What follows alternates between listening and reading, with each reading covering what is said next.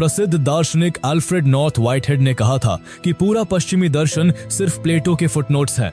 आज मैं आपको प्लेटो की असाधारण कहानी बताने जा रहा हूँ, जिसने पूरी पश्चिमी सभ्यता की बौद्धिक नींव रखी। एक अमीर खानदान का लड़का जो पहले ओलंपिक पहलवान बनना चाहता था, जो फिर कवि बना, और हैरान कर देने वाली बात यह है कि उसने एक दिन अपनी सारी कविताएं आग में जला दिया। जो 3 बार सिसिली में व्यावहारिक रूप से कैदी बना, जिसने पश्चिमी दुनिया की पहली विश्वविद्यालय बनाई, जिसका शिष्य अरस्तु उसकी थ्योरीज को चुनौती देता रहा।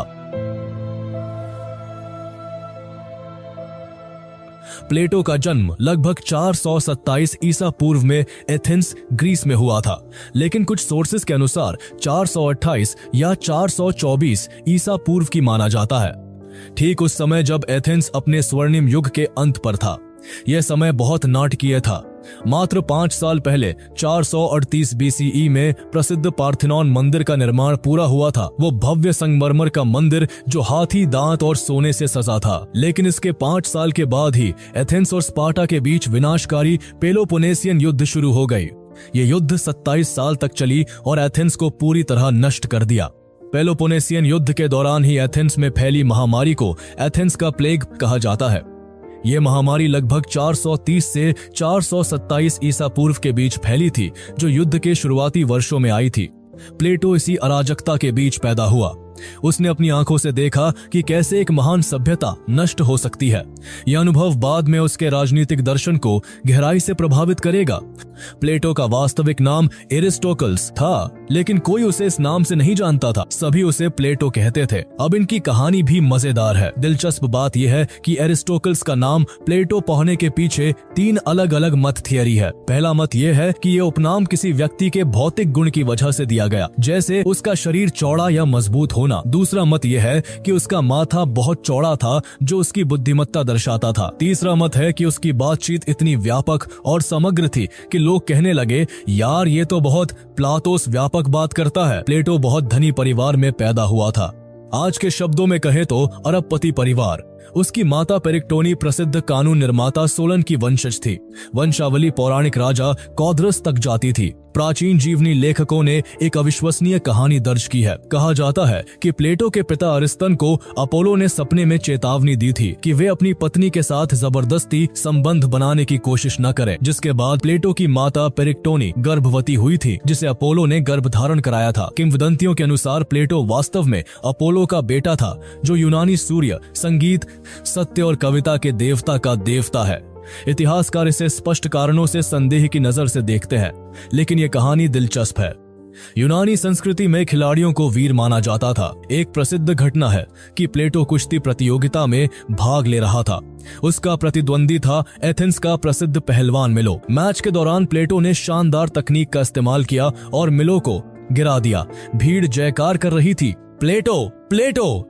लेकिन जैसे ही मैच खत्म हुआ, प्लेटो ने कहा, यार ये सब शारीरिक शक्ति है, लेकिन मन की शक्ति कहाँ है? उसके दोस्त हैरान रह गए। यहाँ ये लड़का कुश्ती में जीत रहा है और दर्शन की बात कर रहा है। कुश्ती के साथ साथ प्लेटो कविता में भी प्रतिभाशाली था। वह बैठकर प्रेम कविताएं लिखता था और दुखांत नाटक भी रचता था। उसके दोस्त चिढ़ाते हुए कहते थे कि प्लेटो तुम तो अगले सोफोक्लीस बनोगे। सोफोक्लीस एक प्रसिद्ध प्राचीन यूनानी नाटककार थे। उसे एक सुंदर एथेनियाई लड़की से प्रेम हो जाता है। तब प्लेटो ने उस लड़की के लिए प्रेम कविता लिखी थी। कविता इतनी अच्छी थी कि पूरे एथेंस में वायरल हो गई। लड़की भी प्रभावित हो गई और उसने प्लेटो को मुलाकात पर आने को कहा। लेकिन मुलाकात के दिन क्या हुआ? प्लेटो पहुंचा दर्शन की किताब पढ़ते हुए। लड़की, मैं यहाँ हूँ और तुम किताब पढ़ रहे हो? प्लेटो, देखो तुम बहुत सुंदर हो, लेकिन सुंदरता स्थायी है, लेकिन यह दार्शनिक सत्य शाश्वत है। लड़की, अलविदा प्लेटो, और चली गई। प्रेम शारीरिक आकर्षण है, लेकिन बौद्धिक प्रेम श्रेष्ठ है। मैं सत्य से प्रेम करता हूँ। राजनीति में भी प्लेटो प्रारंभ में रुचि रखता था। उसके चाचा क्रितियास एथेंस के कुख्यात 30 अत्याचारियों में से एक था। युवा प्लेटो सोचता था, मैं भी राजनीति में जाकर एथेंस को बेहतर बनाऊंगा। एक दिन वह चाचा के पास गया और बोला, चाचा जी, मैं भी राजनीति में शामिल होना चाहता हूँ। कृतियास, बेटा, राजनीति में आना है तो समझौता करना सीखो, आदर्शवाद छोड़ो। प्लेटो, लेकिन चाचा जी, अगर हम आदर्श सिद्धांतों का पालन नहीं करेंगे तो राजनीति का क्या मतलब है? कृतियास हंसते हुए, प्लेटो, तुम बहुत भोले हो। राजनीति में योग्यतम की उत्तरजीविता चलती है। यह बातचीत ने प्लेटो को गहराई से परेशान कर दिया। सबसे जीवन बदलने वाला क्षण आया जब 407 ईसा पूर्व में प्लेटो की मुलाकात सुकरात से हुई। कहानी यह है कि मुलाकात से एक रात पहले सुकरात ने सपना देखा। उसने देखा कि अकेडमी के पवित्र उपवन में इरोस की वेदी से एक नन्हे हंस को उड़ते हुए देखा। यह हंस उनकी गोद में उतरा और तुरंत ही एक वयस्क आकार का हो गया और एक अत्यंत मनमोहक धुन गाते हुए आकाश में उड़ गया। अगले दिन जब सुकरात ने प्लेटो को देखा तो उसने कहा, यह वही हंस है जो मैंने सपने में देखा था। वास्तविक मुलाकात भी नाटकीय थी। प्लेटो उस दिन अगोरा बाजार में दोस्तों के साथ टहल रहा था। अचानक उसने देखा कि भीड़ जमा है एक आदमी के चारों ओर जो प्रश्न पूछा रहा था। प्लेटो के एक दोस्त ने उसे बताया कि यह सुकरात है, एथेंस का प्रसिद्ध दार्शनिक। बहुत अजीब है, दावा करता है कि यह कुछ नहीं जानता। प्लेटो जिज्ञासु हो गया। वह सुनने लगा। सुकरात एक धनी व्यापारी से पूछ रहा था, बताइए न्याय क्या है? व्यापारी आत्मविश्वास से, न्याय का मतलब है सबको उनका हक देना। सुकरात, दिलचस्प, लेकिन कैसे तय करें कि किसका क्या हक है? व्यापारी, अच्छा, जो कानून कहता है। सुकरात, लेकिन अगर कानून ही अन्यायपूर्ण हो? व्यापारी, तो जो बहुमत तय करे। सुकरात, क्या बहुमत हमेशा सही होती है? अगर बहुमत निर्दोष व्यक्ति को मारने को कहे? व्यापारी पूरी तरह निरुत्तर हो गया। प्लेटो मोहित हो गया। उसने सोचा, यह आदमी प्रश्नों से सच तक पहुंच रहा है। उस दिन के बाद प्लेटो नियमित रूप से सुकरात की चर्चाओं में भाग लेने लगा। एक दिन सुकरात ने पूछा, युवक, राजनीति में जाना चाहते हो? प्लेटो ने जवाब दिया, हाँ गुरुजी, एथेंस को बेहतर बनाना चाहता हूँ। उस पर सुकरात ने पूछा, अच्छे शासक के गुण क्या होने चाहिए? प्लेटो ने जवाब दिया, साहस, बुद्धि और न्याय। सुकरात, उत्कृष्ट, लेकिन अभ्यास से पहले पता तो हो कि न्याय क्या है। परिभाषा कर सकते हो? जैसे जैसे सुकरात प्रश्न पूछता गया, प्लेटो को एहसास होता गया कि वह वास्तव में कुछ नहीं जानता। फिर सुकरात कहते हैं, जब तक बुनियादी अवधारणाएं स्पष्ट नहीं है तो अच्छे शासक कैसे बनोगे?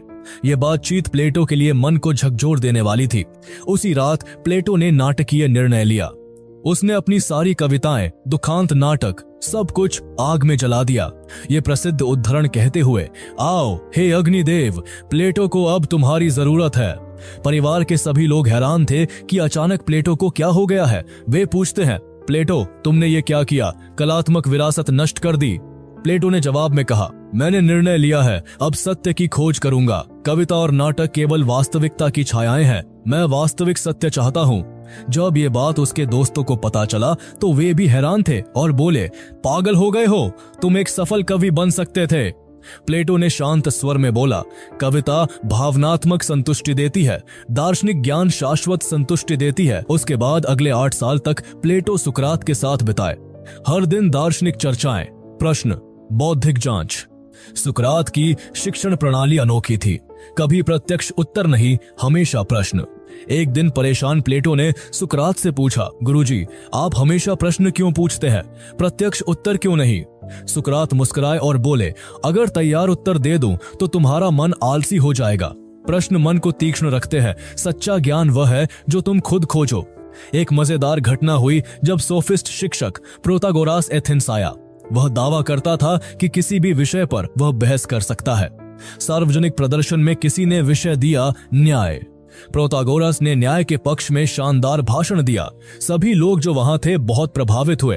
फिर उसने कहा, अब न्याय के विरुद्ध बहस करूंगा, और समान रूप से शानदार विपरीत भाषण दिया। लोग आश्चर्यचकित हो गए। प्रोतागोरस ने कहा, देखा, मैं कोई भी स्थिति का बचाव कर सकता हूँ। सुकरात शांति से बोला, प्रभावशाली, लेकिन वास्तव में आप न्याय के बारे में क्या मानते हैं? प्रोतागोरस ने ऊंची आवाज में बोला, मानना, मैं पेशेवर वक्ता हूँ, मानना मेरा काम नहीं। सुकरात मुस्कुराते हुए बोले, तो आप छात्रों को सिखाते हैं कैसे बहस करना, लेकिन क्या बहस करना नहीं? अगर आप नहीं जानते कि सत्य क्या है तो कैसे तय करेंगे कि कौन सा तर्क अच्छा है? प्रोतागोरस के पास कोई उत्तर नहीं था। प्लेटो इस बात से अभूत प्रभावित हुए। सुकरात ने बिना फैंसी भाषणबाजी के सरल प्रश्नों से प्रसिद्ध शिक्षक को निरुत्तर कर दिया। लेकिन सबसे दुखदाई अनुभव आने वाला था। 399 ईसा पूर्व में एथेंस ने सुकरात पर आरोप लगाए कि सुकरात युवाओं को भ्रष्ट कर रहे हैं। मुकदमे के दिन प्लेटो उपस्थित था। सुकरात ने भावनात्मक अपील नहीं की। इस साहसपूर्वक कहा, अगर आप मुझे बरी करें तब भी मैं दार्शनिक मिशन जारी रखूंगा। भगवान की आज्ञा मानूंगा, आपकी नहीं। यह कथन न्यायाधीशों को और क्रोधित कर गया और जज ने उसे मृत्यु दंड दे दिया। सुकरात के फांसी के दिन प्लेटो जेल गया। गुरुजी, मैं भागने की व्यवस्था कर सकता हूँ। सुकरात बोले, प्लेटो, मैंने पूरी जिंदगी न्याय सिखाया, अब कानून तोड़ूं तो कपटी हो जाऊंगा। सिद्धांतों के अनुसार मरना बेहतर। प्लेटो ने कहा, लेकिन यह तो अन्याय है। सुकरात बोले, ये शरीर नश्वर है, विचार अमर है। मेरी मृत्यु के बाद तुम मिशन जारी रखना। सुकरात को विष दिया गया। प्लेटो ने देखा अपने गुरु को शांति से मरते हुए। ये अनुभव ने प्लेटो को पूरी तरह बदल दिया। उसे एहसास हुआ कि लोकतंत्र दोषपूर्ण है, यह भीड़ का शासन है जो अज्ञानता पर आधारित है। उसी रात उसने ये फैसला लिया कि उसे एथेंस छोड़कर विश्व भ्रमण करना है और शुरू हुई 12 साल की अविश्वसनीय यात्रा, जिसका पहला पड़ाव था मेगारा, जहां सुकरात का शिष्य यूक्लिड, वही यूक्लिड जो ज्यामिति दिया है आज के मैथ्स को, वो वही मेगारा में रहता था। जब प्लेटो वहां पहुंचे तो यूक्लिड ने उनसे पूछा, प्लेटो, तुमने एथेंस क्यों छोड़ा? प्लेटो ने जवाब में बोला, सुकरात की मृत्यु के बाद लगता है मुझे और ज्ञान चाहिए। यूक्लिड, बिल्कुल, यहाँ गणित सीख सकते हो। गणित स्थायी सत्य देती है। यहाँ प्लेटो की दिलचस्प खोज हुई। गणितीय अवधारणाएं पूर्ण है। त्रिभुज के तीनों कोणों का योग हमेशा 180 अंश। प्लेटो उत्साहित हो उठा और बोला, यूक्लिड, भौतिक संसार में त्रिभुज अपूर्ण है, लेकिन गणितीय अवधारणा पूर्ण है। यही आदर्श फॉर्म्स के सिद्धांत का जन्म हुआ। प्लेटो ने सोचा, अगर गणितीय वस्तुएं पूर्ण है तो न्याय, सुंदरता, सत्य भी कहीं पूर्ण रूप में अवस्थित होते होंगे। एक मजेदार घटना हुई जब स्थानीय गणितज्ञ हिप्पियास आया था, जो कहता था कि गणित सिर्फ व्यावहारिक समस्याओं के लिए है। हिप्पियास ने प्रश्न किया कि अमूर्त सिद्धांतों का क्या फायदा है, जिस पर प्लेटो ने उत्तर दिया कि गणितीय सत्यों में अंतर्निहित सुंदरता है। हिप्पियास ने इसे दार्शनिक बकवास कहकर खारिज कर दिया। तब यूक्लिड ने रेत पर सुंदर ज्यामितीय नमूने बनाए जिससे सभी मंत्रमुग्ध हो गए। प्लेटो ने हिप्पियास से पूछा कि क्या यह सुंदरता सिर्फ व्यावहारिक उपयोगिता से आती है, जिस पर हिप्पियास निरुत्तर हो गया। अगला पड़ाव मिस्र था। समुद्री यात्रा उस समय जोखिम भरी थी, लेकिन प्लेटो साहसी था। मिस्री पुजारी खाइम वासित ने महान पिरामिड दिखाया और समझाया कि युवा यूनानी को देखना चाहिए कि यह गणितीय सिद्धांतों पर आधारित है, जिसमें स्वर्ण अनुपात और सटीक कोण शामिल है। बाजार में एक घटना हुई जब मिस्री व्यापारी दावा कर रहा था कि मिस्री गणित यूनानी से बेहतर है क्योंकि उनके पास व्यावहारिक ज्यामिति है। प्लेटो ने कहा कि सैद्धांतिक समझ भी कोल में महत्वपूर्ण है, लेकिन व्यापारी ने पूछा कि सिद्धांत से क्या होता है। तब प्लेटो ने प्रदर्शन किया और गणितीय सिद्धांतों से व्यापारी के खेत का क्षेत्रफल बिल्कुल सही निकाला, बिना शारीरिक रूप से मापे। व्यापारी स्तब्ध होकर पूछने लगा कि यह कैसे संभव है, जिस पर प्लेटो ने समझाया कि यही सैद्धांतिक गणित की शक्ति है। इटली में पाइथागोरियन लोगों से मिलने गया, जहां उनके कड़े नियम थे। नेता फिलोलाउस ने स्पष्ट किया कि यहां रहना है तो नियम मानने होंगे। प्लेटो ने पूछा कैसे नियम है, तो फिलोलाउस ने बताया कि मांस नहीं खाना और सेम नहीं खाना। जब प्लेटो ने पूछा कि सेम क्यों नहीं, तो फिलोलाउस ने समझाया कि सेम आत्माओं के पुनर्जन्म में हस्तक्षेप करते हैं। हालांकि यह अजीब लगा, लेकिन ज्ञान के लिए प्लेटो ने पालन किया। एक मजेदार घटना तब हुई जब सुबह मौन का नियम था और एक सुबह प्लेटो दार्शनिक विचार से उत्साहित होकर फिलोलाउस से बोला कि उसने अद्भुत खोज की है। फिलोलाउस ने उसे चुप कराते हुए कहा कि यह मौन का समय है। प्लेटो ने जोर दिया कि यह महत्वपूर्ण है, लेकिन फिलोलाउस ने दृढ़ता से कहा कि नियम तो नियम है। प्लेटो को पूरा दिन इंतजार करना पड़ा। सबसे चुनौतीपूर्ण यात्रा सिसिली की थी, जहां शासक डायोनीसियस प्रथम था, जो एक प्रसिद्ध तानाशाह था। वहां प्लेटो का स्वागत हुआ और डायोनीसियस ने प्लेटो का स्वागत करते हुए कहा कि वह एक महान चिंतक है। प्लेटो ने बताया कि वह उसे फिलोसोफर किंग बनाने आया है, जिस पर डायोनीसियस भ्रमित होकर बोला कि वह पहले से राजा है और दर्शन की क्या जरूरत है। शुरू में डायोनीसियस ने रुचि दिखाई, लेकिन दरबारी सलाहकारों को लगा कि प्लेटो खतरनाक है, तो सलाहकारों ने कहा कि यह यूनानी राजा को कमजोर बना रहा है, जिससे डायोनीसियस का रवैया बदल गया। डायोनीसियस ने कहा कि प्लेटो का दर्शन व्यावहारिक नहीं है और असली दुनिया में शक्ति चलती है। प्लेटो ने प्रतिवाद किया कि ज्ञान के बिना शक्ति विनाशकारी है, लेकिन डायोनीसियस ने गुस्से में कहा कि उसे प्लेटो की सलाह नहीं चाहिए। जब प्लेटो ने तानाशाही नीतियों की आलोचना करते हुए कहा कि सच्चा शासक जनता की सेवा करता है, शोषण नहीं, तो डायोनीसियस क्रोधित हो गया और प्लेटो को कैदी बना दिया। सबसे नाटकीय घटना तब हुई जब डायोनीसियस ने प्लेटो को गुलामी में बेचने का निर्णय लिया। सौभाग्य से उसका एक दोस्त अनिकेरिस वहां था, जिसने प्लेटो को खरीद कर मुक्त कर दिया। एथेंस वापस आकर प्लेटो ने सोचा कि फिलोसोफर किंग व्यवहारिक रूप से असंभव है, लेकिन शिक्षा के माध्यम से समाज को धीरे धीरे सुधारा जा सकता है। यही एकेडमी स्थापित करने की प्रेरणा थी। 387 ईसा पूर्व में प्लेटो ने एथेंस के बाहरी इलाके में एकेडमी स्थापित की। यह स्थान एक सुंदर उपवन में था जो वीर अकेडमस को समर्पित था, इसीलिए इसका नाम एकेडमी पड़ा। उद्घाटन समारोह भव्य था, जिसमें एथेंस के बुद्धिजीवी, राजनेता और धनी परिवारों के सदस्य आए थे। प्लेटो की उद्घाटन स्पीच में उसने कहा कि यह संस्था शुद्ध ज्ञान के लिए समर्पित है, जहां कोई फीस नहीं, कोई व्यावसायिक उद्देश्य नहीं और केवल सत्य की खोज है। लेकिन एकेडमी के प्रवेश पर एक शिलालेख था जो बहुत दिलचस्प था और जिसमें लिखा था कि ज्यामिति से अज्ञानी यहाँ प्रवेश न करे। तो प्लेटो ने समझाया कि ज्यामिति मन को अनुशासित करती है और अमूर्त चिंतन विकसित करती है। उसने कहा कि जो व्यक्ति ज्यामितीय प्रमाण नहीं समझ सकता, वह दार्शनिक तर्क भी नहीं समझ सकता। उद्घाटन दिवस की एक मजेदार घटना में एक धनी व्यापारी का बेटा प्रवेश चाहता था, जिसके पास पैसा था, लेकिन उसे ज्यामिति नहीं आती थी। उस लड़के ने कहा कि उसे प्रवेश चाहिए और उसके पिताजी दान देने को तैयार है, लेकिन प्लेटो ने कहा कि पहले ज्यामिति की परीक्षा पास करनी होगी। जब लड़के ने कहा कि उसे व्यापारी बनना है और ज्यामिति की क्या जरूरत है, तो प्लेटो ने समझाया कि अगर तार्किक चिंतन नहीं कर सकते तो अच्छे व्यापारी भी नहीं बन सकते और पहले ज्यामिति सीखनी होगी। लड़का निराश होकर गया, लेकिन कुछ महीने बाद उचित ज्ञान के साथ वापस आया और बताया कि अब वह ज्यामिति जानता है। प्लेटो ने पूछा कि क्या फायदा हुआ, तो लड़के ने कहा कि उसकी सोच तार्किक हो गई है और वो बेहतर तर्क बना सकता है। प्लेटो मुस्कुराए और कहा कि यही तो उद्देश्य था। एकेडमी में अनोखी शिक्षण प्रणाली थी जो सुकरात के पद्धति पर आधारित थी, जिसमें प्रश्न और चर्चा होती थी। आम दिन में सुबह गणित और ज्यामिति होती थी, दोपहर में दार्शनिक चर्चाएं होती थी और शाम को खगोल विज्ञान अवलोकन होता था। छात्र दुनिया भर से आते थे और कोई भेदभाव नहीं था। शुद्ध बौद्धिक माहौल था जिसमें छात्र साथ खाते और लगातार चर्चा करते थे। प्लेटो दैनिक पढ़ाता था और उसकी शैली आकर्षक थी, जिसमें कहानियां, रूपक और उदाहरण शामिल थे। आदर्श फॉर्म समझाते समय जब एक छात्र भ्रमित होकर पूछता था कि फॉर्म्स कहां अवस्थित होते हैं, तो प्लेटो ने शानदार रूपक दिया और कहा कि कल्पना करो कि तुम गुफा में हो और दीवार पर छाया देख रहे हो। छाया वास्तविक वस्तुएं नहीं है, लेकिन संकेत देती है। जब छात्र ने पूछा कि फॉर्म्स तक कैसे पहुंचे, तो प्लेटो ने समझाया कि तर्क के माध्यम से पहुंचा जा सकता है और गणित रास्ता है। उसने कहा कि जब हम पूर्ण त्रिभुज के बारे में सोचते हैं तो ट्रायंगल के फॉर्म को छू रहे होते हैं। यह सुनकर छात्र को सब स्पष्ट हो गया। प्लेटो का सबसे प्रसिद्ध स्टूडेंट अरस्तु था, जो 17 साल का था जब वह प्लेटो के पास आया था। उससे साक्षात्कार में प्लेटो ने पूछा कि वह यहाँ क्यों आना चाहता है, तो अरस्तु ने उत्तर दिया कि वह सत्य जानना चाहता है। प्लेटो ने कहा कि सत्य की खोज में धैर्य चाहिए और पूछा कि क्या वह समर्पित है। अरस्तु ने हाँ कहते हुए वादा किया कि वह समर्पित है। प्लेटो प्रभावित हुआ और कहा कि उसे ये उतार करता है।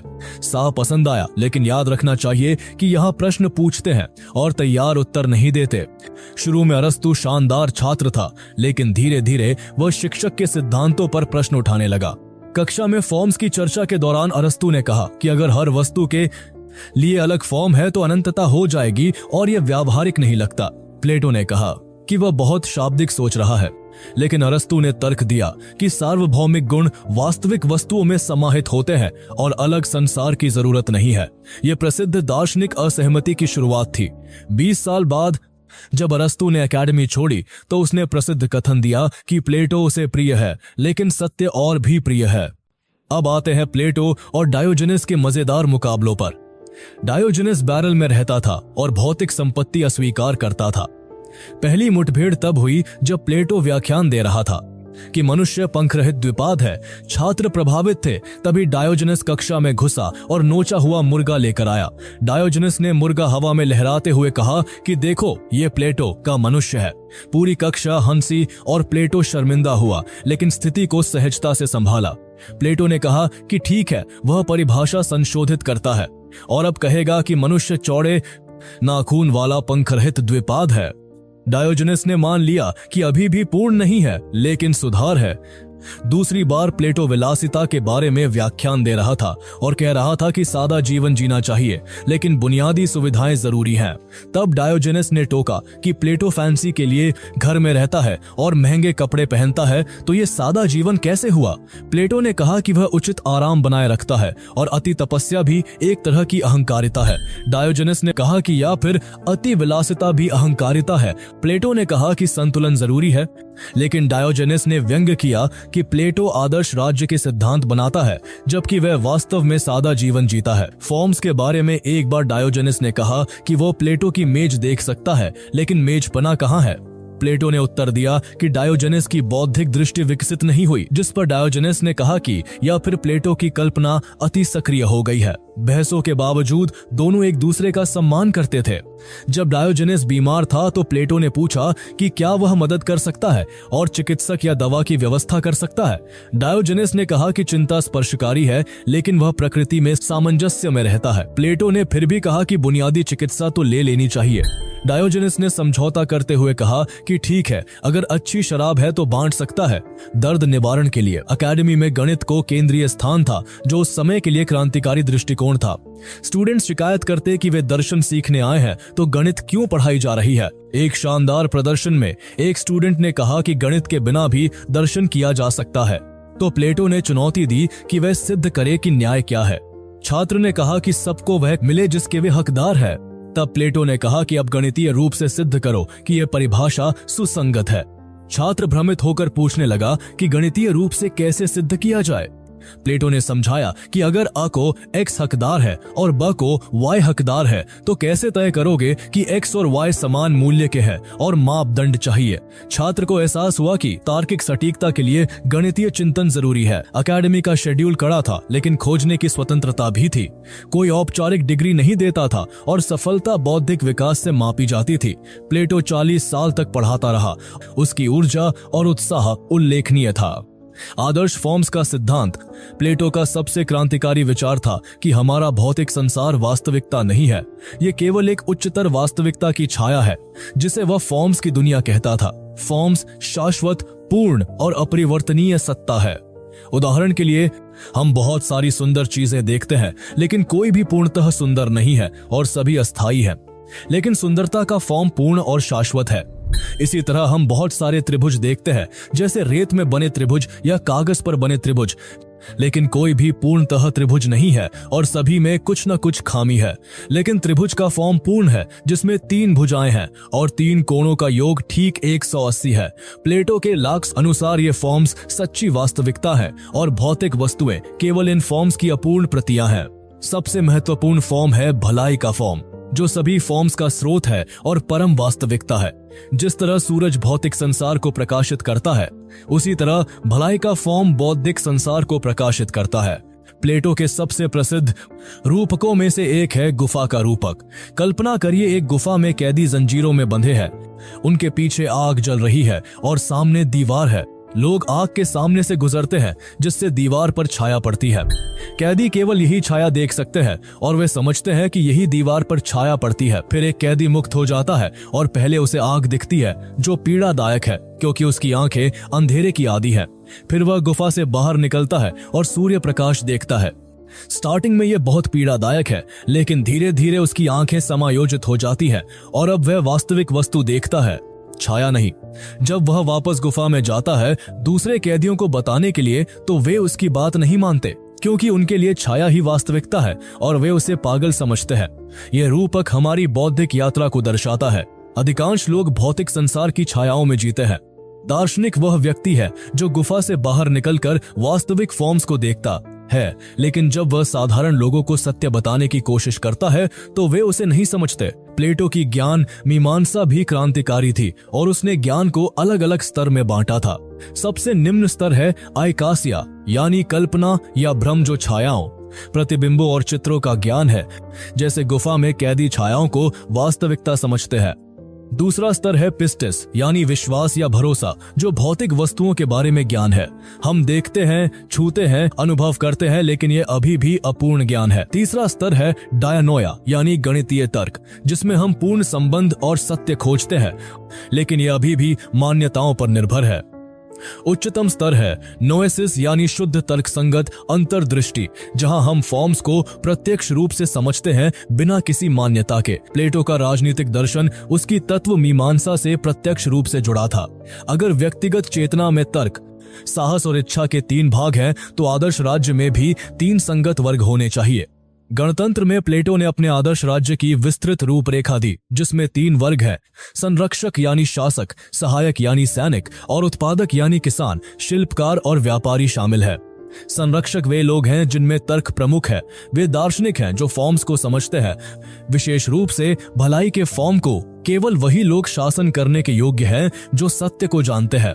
प्लेटो का प्रसिद्ध कथन है कि जब तक दार्शनिक राजा नहीं बनते या राजा दार्शनिक नहीं बनते, तब तक नगरों या मानव जाति के लिए बुराइयों से मुक्ति नहीं होगी।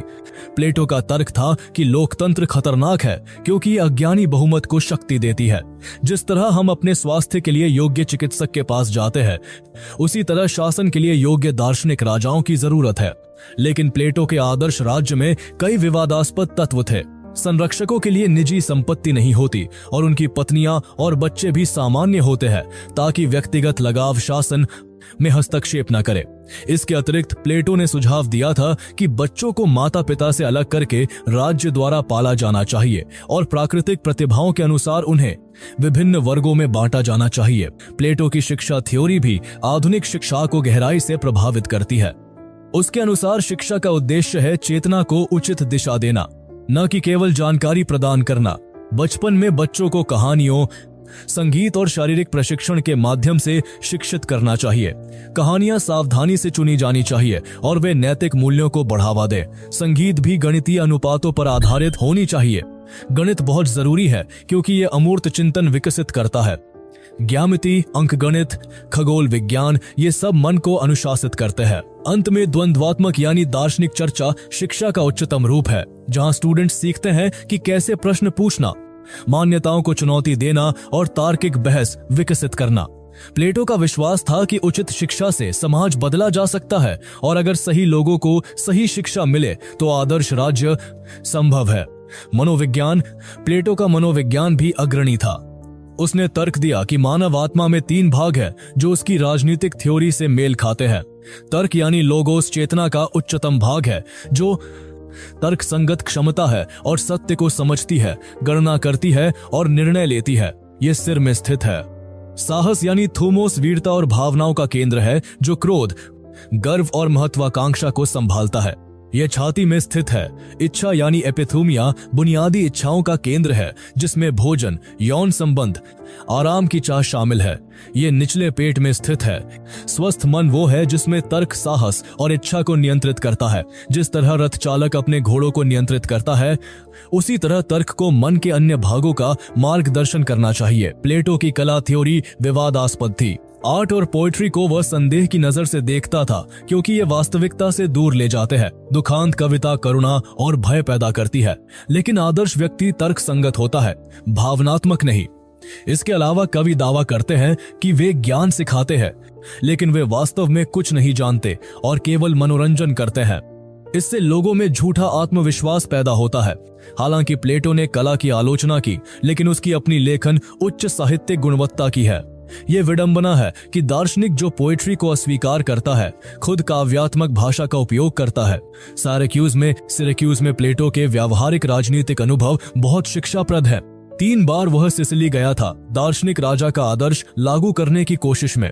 पहली यात्रा 388 ईसा पूर्व में हुई थी, जब डायोनीसियस प्रथम शासन करता था। यहाँ प्लेटो ने महसूस किया कि सैद्धांतिक दर्शन को व्यावहारिक राजनीति में बदलना कितना कठिन है, क्योंकि डायोनीसियस प्रथम एक तानाशाह था जो दर्शन में रुचि नहीं रखता था। दूसरी यात्रा 367 ईसा पूर्व में हुई, जब डायोनीसियस द्वितीय सत्ता में आया। उसके चाचा डायोन ने प्लेटो को आमंत्रित किया था युवा शासक को शिक्षित करने के लिए, लेकिन जल्दी ही समस्याएं शुरू हुईं। दरबार के अन्य सलाहकारों को लगा कि प्लेटो का प्रभाव खतरनाक है और उन्होंने डायोनीसियस द्वितीय को आश्वस्त किया कि दर्शन शासकों में कमजोरी पैदा करती है। ओनिसियस द्वितीय पूरी तरह प्लेटो के विचारों को अस्वीकार कर चुका था। डायोन को निर्वासित कर दिया गया था और प्लेटो को व्यावहारिक रूप से कैदी की तरह रखा गया। ये अनुभवों ने प्लेटो को आश्वस्त किया कि उसका आदर्श राज्य पूर्णतः सैद्धांतिक है। वास्तविक संसार में शक्ति लालच और अज्ञानता दर्शन को हरा देते हैं।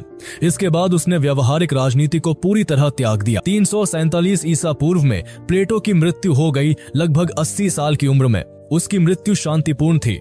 उसकी मृत्यु के बाद अकेडमी का नियंत्रण स्पेउजिपस के हाथ में गया, जो प्लेटो का भतीजा था।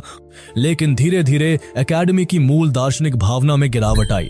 प्लेटो को एथेंस में बड़े सम्मान के साथ दफनाया गया और उसकी कब्र पर गणितीय शिलालेख लिखा गया था। प्लेटो का प्रभाव तत्काल व्यापक नहीं था। उसके जीवन काल में भी कई लोग उसके सिद्धांतों को अव्यावहारिक मानते थे, लेकिन शताब्दियों बाद उसके विचारों का सच्चा प्रभाव महसूस हुआ। रोमन काल में नियोप्लेटोनिस्ट ने प्लेटो के दर्शन को पुनर्जीवित किया। प्लॉटिनस, प्रोक्लस जैसे दार्शनिकों ने प्लेटो की तत्व मीमांसा को और विकसित किया। प्रारंभिक ईसाई धर्म पर भी प्लेटो का गहरा प्रभाव था। चर्च फादर्स जैसे ऑगस्टीन ने प्लेटोनिक अवधारणाओं को ईसाई धर्म शास्त्र के साथ एकीकृत किया। आत्मा की अमृता, पूर्ण ईश्वर, शाश्वत सत्य, ये सभी अवधारणाएं आसानी से ईसाई सिद्धांत के साथ कंपैटिबल थीं। मध्यकालीन काल में इस्लामी दार्शनिकों जैसे अल फराबी और अविसेना ने भी प्लेटो का अध्ययन किया और उन्होंने प्लेटोनिक राजनीतिक सिद्धांत को इस्लामी शासन के संदर्भ में अनुकूलित किया। मार्सिलियो फिचिनो ने प्लेटो की संपूर्ण कृतियों का लैटिन में अनुवाद किया, जिससे यूरोपीय विद्वानों को प्रत्यक्ष पहुंच मिली। आधुनिक समय में भी प्लेटो प्रासंगिक है। मैथमेटिकल प्लेटोनिज्म एक वर्तमान बहस है कि क्या गणितीय वस्तुएं स्वतंत्र रूप से अस्तित्व में है या हमारे मन की रचनाएं हैं। राजनीतिक सिद्धांत में भी प्लेटो के विचारों पर बहस होती रहती है। तानाशाही शासन अक्सर दार्शनिक राजा की अवधारणा का दुरुपयोग करते हैं, लेकिन लोकतांत्रिक समाज भी विशेषज्ञता वर्सेस जनमत की दुविधा का सामना करते हैं। आधुनिक विश्वविद्यालयों की संरचना अकेडमी से प्रेरित है। अनुसंधान संस्थान, स्नातकोत्तर विद्यालय, विद्वतापूर्ण चर्चाएं, ये सभी अवधारणाएं प्लेटो के शैक्षिक मॉडल से व्युत्पन्न है। मनोविज्ञान में भी प्लेटो का प्रभाव है। उसका मन का त्रिपक्षीय मॉडल आधुनिक मनोविज्ञान में दिखाई देता है। फ्रॉइड के इड, ईगो, सुपरईगो भी कुछ हद तक प्लेटो के एपेटाइट, रीजन, स्पिरिट से मिलते जुलते हैं। अकेडमी में प्लेटो की दैनिक जिंदगी भी दिलचस्प थी। वह बहुत अनुशासित व्यक्ति था और नियमित दिनचर्या का पालन करता था। सुबह जल्दी उठकर वह ध्यान और चिंतन में समय बिताता था, फिर शारीरिक व्यायाम करता था क्योंकि आखिर वह पूर्व पहलवान था। इसके बाद सादा नाश्ता और फिर दिन भर की शिक्षण गतिविधियां होती थी। प्लेटो का भोजन सादा होता था। वह मानता था कि अधिक भोजन मन को सुस्त बनाता है। उसके भोजन में मुख्यतः सब्जियां, फल, रोटी और थोड़ी शराब होती थी, जो यूनानी परंपरा के अनुसार था। शाम को वह अक्सर अकेडमी के उपवन में टहलता था और छात्रों के साथ अनौपचारिक चर्चा करता था। प्लेटो की व्यक्तिगत जिंदगी के बारे में ज्यादा जानकारी नहीं है। उसकी शादी हुई थी या नहीं, इस पर विद्वानों में मतभेद है। कुछ सोर्सेस कहते हैं कि उसकी पत्नी थी, लेकिन निश्चित प्रमाण नहीं मिलते। उसके सबसे करीबी मित्र थे डायोन, जो साइरैक्यूज के राजकुमार थे और प्लेटो के पॉलिटिकल एक्सपेरिमेंट्स में सहयोगी थे। डायोन वास्तव में दर्शन में रुचि रखता था और प्लेटो के साथ आदर्शों को समझता था। अकेडमी में उसके कई प्रिय छात्र थे, जिनमें स्पेउजिपस यानी उसका भतीजा, ज़िनोक्रेटिस और निश्चित रूप से अरिस्टोटल शामिल थे। हालांकि बाद में अरिस्टोटल से फिलोसॉफिकल मतभेद हो गए, लेकिन प्रारंभ में वह प्लेटो का सबसे प्रतिभाशाली छात्र था। प्लेटो की सभी रचनाएं संवाद के रूप में लिखी गई है। यह प्रारूप उस समय बहुत नवीन था। अधिकांश दार्शनिक ग्रंथों या काव्यों के रूप में लिखते थे। उसकी संवादों को 3 कालों में बांटा जाता है। प्रारंभिक संवाद, यहाँ मुख्य रूप से सुकरात के तरीकों और विचारों को दिखाया गया है। इनमें क्षमा, याचना, कृतो, यूथिफ्रो, लाखेस शामिल है। ये संवाद मुख्यतः सुकराती विधि को प्रदर्शित करते हैं। मध्यकालीन संवाद, इसमें प्लेटो के अपने सिद्धांत विकसित होते हैं। गणतंत्र, फीडो, संगोष्ठी, फीडरस इस काल की प्रमुख रचनाएं हैं। आदर्श रूपों का सिद्धांत यहाँ पूर्णतः विकसित है। उत्तरकालीन संवाद, यहाँ प्लेटो अपने पूर्व सिद्धांतों को परिष्कृत और संशोधित करता है। कानून, तिमायुस, कृतियास इस काल की महत्वपूर्ण रचनाएं हैं। प्लेटो की साहित्यिक कौशल असाधारण थी। उसकी संवादों में पात्र यथार्थवादी है, पृष्ठभूमि जीवंत है और तर्क तार्किक रूप से आगे बढ़ते हैं। गणतंत्र प्लेटो की सबसे प्रसिद्ध और व्यापक रचना है। यह 10 पुस्तकों में विभाजित है और न्याय की प्रकृति की खोज करती है। शुरुआत सरल प्रश्न से होती है कि न्याय क्या है, लेकिन जैसे जैसे चर्चा आगे बढ़ती है, वे आदर्श राज्य, शिक्षा, दर्शन, कला सभी विषयों पर चर्चा करते हैं। गणतंत्र में प्रसिद्ध गुफा रूपक भी है। विभाजित रेखा उपमा भी है, जो ज्ञान के विभिन्न स्तरों को समझाती है। एक दिलचस्प पहलू यह है कि गणतंत्र वास्तव में एक बातचीत है जो पिरायस बंदरगाह पर होती है। सुकरात कई पात्रों के साथ चर्चा करता है। ग्लॉकोन, एडमांतस जो प्लेटो के भाई है, थ्रेसिमैक्स जो एक सोफिस्ट है, और अन्य। संगोष्ठी भी एक सुंदर संवाद है जो प्रेम की प्रकृति पर केंद्रित है। ये एक रात्रि भोज में स्थापित है जहां विभिन्न पात्र प्रेम पर भाषण देते हैं। सबसे प्रसिद्ध भाषण डायोटिमा का है जो एक पुजारिन है और सुकरात के माध्यम से बोलती है। एरिस्टोफेनीस का भाषण भी मजेदार है जहां वह मिथक बताता है कि मूलतः मनुष्य गोलाकार थे और ज्यूस ने उन्हें आधे में काट दिया, इसीलिए हर व्यक्ति अपने दूसरे आधे की तलाश करता है। फीडो संवाद सुकरात के अंतिम घंटों में स्थापित है जब वह हेमलॉक विष लेने वाला है। यह आत्मा की अमृता पर केंद्रित है। यहाँ प्लेटो ने 4 मुख्य तर्क दिए हैं आत्मा की अमृता के लिए। कानून प्लेटो की सबसे लंबी संवाद है और उसकी अंतिम प्रमुख रचना भी। यहाँ वह गणतंत्र के आदर्शवादी राज्य के बजाय एक अधिक व्यवहारिक राज्य का वर्णन करता है। कानून में 3 पात्र हैं, एक एथेनियाई जो संभवतः प्लेटो खुद है, एक स्पार्टन और एक क्रिएटन। वे आदर्श कानूनी व्यवस्था पर चर्चा करते हैं। यहाँ प्लेटो अधिक यथार्थवादी है। वह स्वीकार करता है कि दार्शनिक राजा व्यावहारिक नहीं है, इसके बजाय वह विस्तृत कानूनी संहिता का प्रस्ताव करता है। तिमायुस एक अनोखी संवाद है जो भौतिक ब्रह्मांड की सृष्टि से संबंधित है। यह प्लेटो की सबसे वैज्ञानिक रचना है। यहाँ पात्र तिमायुस समझाता है कि कैसे देवीय शिल्पकार ने अराजकता से व्यवस्था बनाई। ये सृष्टि शाश्वत आदर्श रूपों को देखकर की गई। तिमायुस में ज्यामितीय ठोसों का भी विस्तृत वर्णन है। प्लेटो प्रस्ताव करता है कि तत्व यानी अग्नि, वायु, जल, पृथ्वी विभिन्न ज्यामितीय आकारों से बने हैं। प्लेटो की गणितीय रुचियां आकर्षक हैं। वह पेशेवर गणितज्ञ नहीं था, लेकिन गणित को दर्शन के लिए आवश्यक उपकरण मानता था। अकादमी में गणित अनिवार्य था। प्रसिद्ध शिलालेख की ज्यामिति से अज्ञानी यहाँ प्रवेश न करे यूं ही नहीं था। प्लेटो ने प्लेटोनिक ठोसों को विकसित नहीं किया था, लेकिन उसने उन्हें दार्शनिक संदर्भ में उपयोग किया। ये 5 नियमित बहुफलक हैं: चतुर्फलक, घन, अष्टफलक, 20 फलक, 12 फलक। उसका विश्वास था कि गणितीय वस्तुएं आदर्श रूपों के पूर्ण उदाहरण हैं। गणितीय सत्य शाश्वत, पूर्ण और सार्वभौमिक है। प्लेटो के स्त्री शिक्षा के बारे में विचार उस समय के लिए प्रगतिशील थे। पारंपरिक यूनानी समाज में महिलाओं की भूमिका घरेलू थी, लेकिन प्लेटो का तर्क था कि क्षमताएं लिंग से निर्धारित नहीं होती। उसकी संवादों में कुछ महिला पात्र हैं जो दार्शनिक चर्चाओं में भाग लेती है, जिसमें से डायोटिमा सबसे प्रसिद्ध है। प्लेटो का ईसाई धर्म पर गहरा प्रभाव था। कई प्लेटोनिक अवधारणाएं आसानी से ईसाई सिद्धांत के साथ संगत थी। आत्मा की अमृता, पूर्ण ईश्वर की अवधारणा, शाश्वत सत्यों का अस्तित्व, भौतिक संसार की अस्थायी प्रकृति, नैतिक पूर्ण मूल्य। संत ऑगस्टीन गहराई से प्रभावित थे प्लेटोनिक विचार से। उन्होंने कहा था कि प्लेटोवाद ईसाई धर्म की पूर्वाभास के अलावा और क्या है। इस्लामी दार्शनिक भी प्लेटो से गहराई से प्रभावित थे। अल फराबी, जिन्हें दूसरे शिक्षक के रूप में जाना जाता है, ने व्यापक रूप से प्लेटोनिक राजनीतिक सिद्धांत का अध्ययन किया। अविसेना यानी इब्न सिना भी प्लेटोनिक तत्वमीमांसा से प्रभावित थे। उत्सर्जन की अवधारणा, आत्मा की अमृता, तर्क का महत्व, ये सब इस्लामी दर्शन में प्रमुख विषय बने। इस्लामी दार्शनिक राजा की अवधारणा भी प्लेटोनिक मूल की है। आदर्श शासक वह है जो ज्ञान और न्याय को संयुक्त करता है।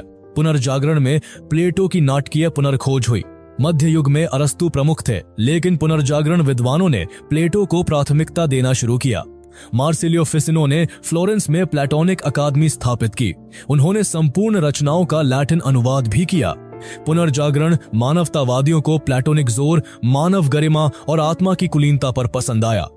कला और सुंदरता की प्लेटोनिक अवधारणाएं भी पुनर्जागरण सौंदर्य सिद्धांत को प्रभावित किया। अल्फ्रेड नॉर्थ व्हाइटहेड का प्रसिद्ध कथन है कि यूरोपीय दार्शनिक परंपरा का सबसे सुरक्षित सामान्य वर्णन यह है कि यह प्लेटो के लिए टिप्पणियों की श्रृंखला है। यह अतिशयोक्ति हो सकती है, लेकिन प्लेटो का प्रभाव निर्विवाद है। आज क्यों प्लेटो प्रासंगिक है? कई कारण है। वह प्रश्न पूछता है जो आज भी महत्वपूर्ण है। न्याय क्या है? अच्छा जीवन कैसा होता है? ज्ञान कैसे प्राप्त करें? सुकराती विधि आज भी शैक्षिक उपकरण है। प्रश्न पूछना, मान्यताओं को चुनौती देना, ये कौशल आज भी मूल्यवान है। अंतर्विषयक दृष्टिकोण, प्लेटो गणित, राजनीति, मनोविज्ञान, नैतिकता सभी को एकीकृत करता है। आज के अंतर्विषयक शोध के लिए यह प्रतिरूप है। आदर्शवाद भले ही उसके विशिष्ट समाधान कार्यान्वित ना हो, लेकिन बेहतर दुनिया के लिए प्रयास करना महत्वपूर्ण है। प्लेटो की कहानी केवल एक प्राचीन दार्शनिक की जीवनी नहीं है, यह सत्य, न्याय और ज्ञान के लिए मानव खोज की कहानी है। उसका जीवन दिखाता है कि बौद्धिक साहस क्या होता है। सिरैक्यूज में व्यावहारिक रूप से बंदी बनना, अपनी कविताएं जलाना, पारंपरिक ज्ञान को चुनौती देना, ये सब प्रदर्शित करता है कि सत्य की खोज में बलिदान करने पड़ते हैं। अकादमी की स्थापना दिखाती है कि शिक्षा कैसे रूपांतरणकारी शक्ति हो सकती है, केवल सूचना हस्तांतरण नहीं बल्कि मनों को आकार देना। आदर्श रूपों का सिद्धांत भले ही तत्व मीमांसात्मक रूप से समस्याग्रस्त हो, एक महत्वपूर्ण अंतर्दृष्टि प्रदान करता है कि पूर्ण मानक अस्तित्व में है जिनके विरुद्ध हम अपूर्ण वास्तविकता का न्याय कर सकते हैं। राजनीतिक दर्शन भले ही सत्तावादी तत्व हो, महत्वपूर्ण प्रश्न उठाता है, लोकतांत्रिक समाजों के लिए भी विशेषज्ञता की। अगर आपको प्लेटो के जीवन गाथा और उनके दर्शन से कुछ नया सीखने को मिला तो वीडियो को लाइक और शेयर करना ना भूलें। और हाँ, चैनल को सब्सक्राइब करें ताकि आपको ऐसे ही और महान दार्शनिकों की कहानियां सबसे पहले मिले। कमेंट में बताइए आपको प्लेटो की कौन सी सोच सबसे ज्यादा प्रभावित करती है।